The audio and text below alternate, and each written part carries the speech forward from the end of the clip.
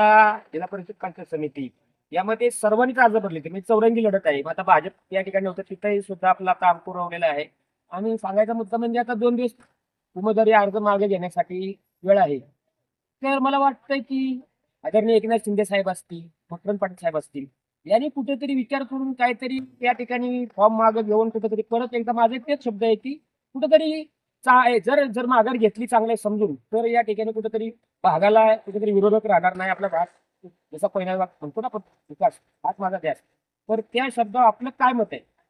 खऱ्या अर्थाने उमेदवारी अर्ज दाखल केल्यानंतर बौद्ध समाजातून 2 उमेदवार दिले होते आणि दोन्ही मंत्र्यांच्या विनंतीला किंबहुना त्यांच्या विकासाच्या धोरणाला या गोष्टीचा विचार करून त्या ठिकाणी या समाजानं आपल्या उमेदवारी थांबवल्या. बरोबर. असंच प्रत्येक पक्षानं अपक्षानं त्या ठिकाणी थांबणं गरजेचं होतं. खऱ्या अर्थानं शिवसेना असेल आणि राष्ट्रवादी असेल या दोन्ही पक्षामध्ये अंतर्गत गटबाजीमुळे आपल्या विभागामध्ये भाजपचे उमेदवार बरोबर. दाखल झालेले आहेत. तर या सगळ्याला पक्षांतर्गत दोन्ही पक्षाचे जे पक्षश्रेष्ठी म्हणतो ते 100% या ठिकाणी जबाबदार आहेत. माझ्या मते अर्ज मागे घेण्यासाठी काही दिवस बाकी आहेत. दोन्ही मंत्र्यांच्या विकासाचा ज्यांना एक आमदार मकरंदाबा पाटील मदत व पुनर्वसन मंत्री म्हणून कामकाज करतायत, शिंदेसाहेब उपमुख्यमंत्री म्हणून काम करतायत.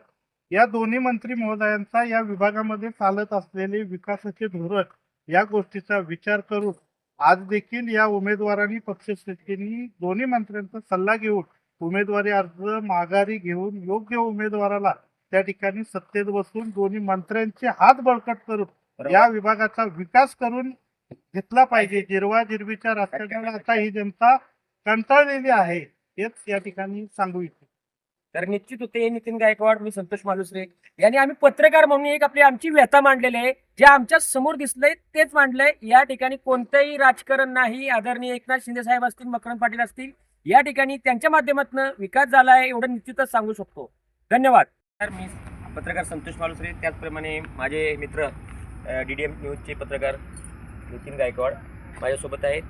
आज आम्ही पत्रकार म्हणून एक विभागात आपण एक चर्चा करणार आहोत. या चर्चेचं स्वरूप असं असेल की सध्या जिल्हा परिषद पंचायत समितीच्या निवडणुका बिगुल वाजलेल्या आहे आणि प्रत्येक आपला प्रचार सुरू आहे.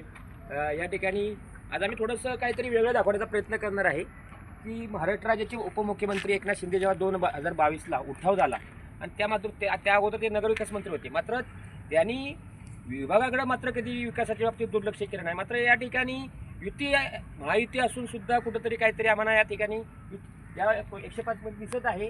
आणि नितीनजी, आपल्याला पहिला प्रश्न आहे की पहिल्यांदा आपण बोललं पाहिजे की या महाराष्ट्राचे संवेदनशील मुख्यमंत्री ज्या किती कोट्यवधी लोकांनी त्यांची दखल घेतली, परंतु आपल्या भागात थोडीशी दखल कुठं कमी पडते आणि आपल्या भागाला कोट्यवधी रुपये दिलं मात्र कुठंतरी गटातटाचं राजकारण या ठिकाणी आपल्याला बघायला मिळतंय. काय सांगाल आपण पुढं? नमस्कार, मी नितीन गायकवाड, पत्रकार DDM न्यूज. खऱ्या अर्थाने न भूतो न भविष्य या वाक्याप्रमाणे या विभागाचं एक नेतृत्व आमदार एकनाथजी शिंदे साहेब यांनी 14 कोटी जनतेच्या विश्वासाला सार्थ ठेवून या राज्याचं नेतृत्व करत मुख्यमंत्रीपद भूषवलं.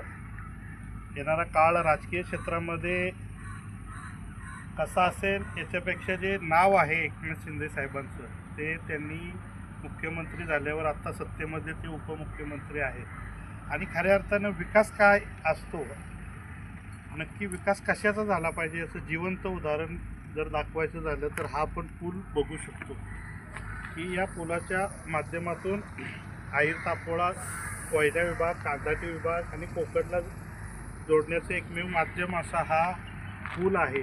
खऱ्या अर्थानं साहेबांच्या स्वप्नातलं माझं गाव, माझा विभाग आणि आपण ज्याप्रमाणे नेहमी म्हणत असतो की कोयना विभागाचा विकास हाच माझा ध्यास, तो खऱ्या अर्थानं कुठंतरी आपल्या या वाक्यांना एक आशीर्वाद, एक उजाळा मिळतोय असं म्हणावंसं वाटेल.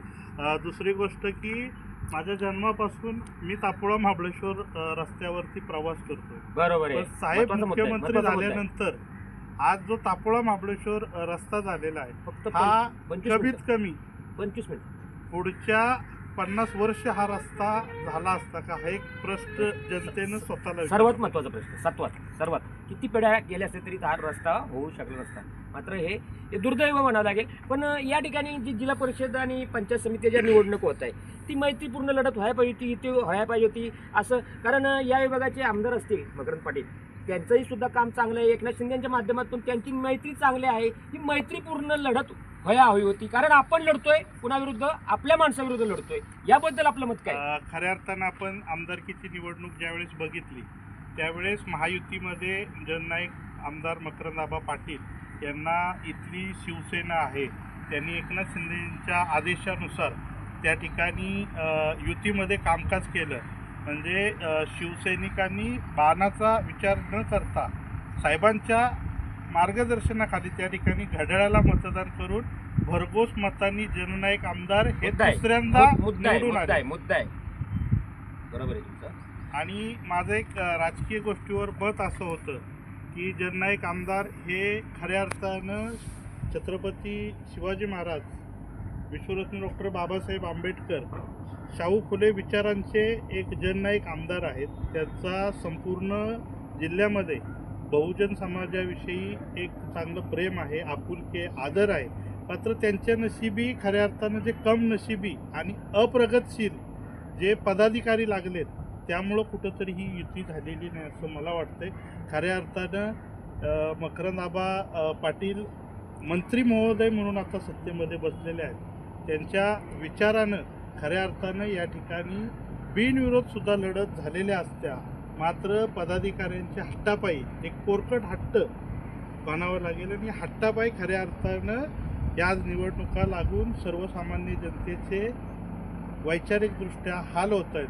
दुसरी गोष्ट बोलायची झाली की जिल्हा परिषद आणि पंचायत समितीचे उमेदवार हे खऱ्या अर्थानं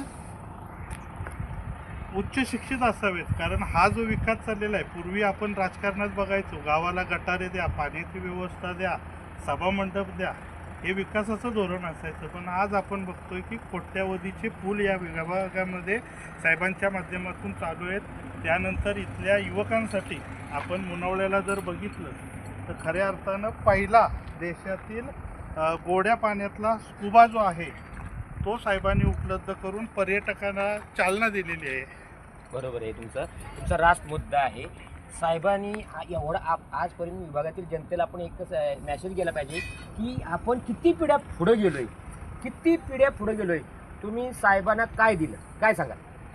खऱ्या अर्थानं काय आहे की चला पुढे, साहेब पुढे आता साहेबांच्या विचारात की इथला युवक जो आहे तो खऱ्या अर्थानं इथल्या मातीमध्ये मोठा झाला पाहिजे.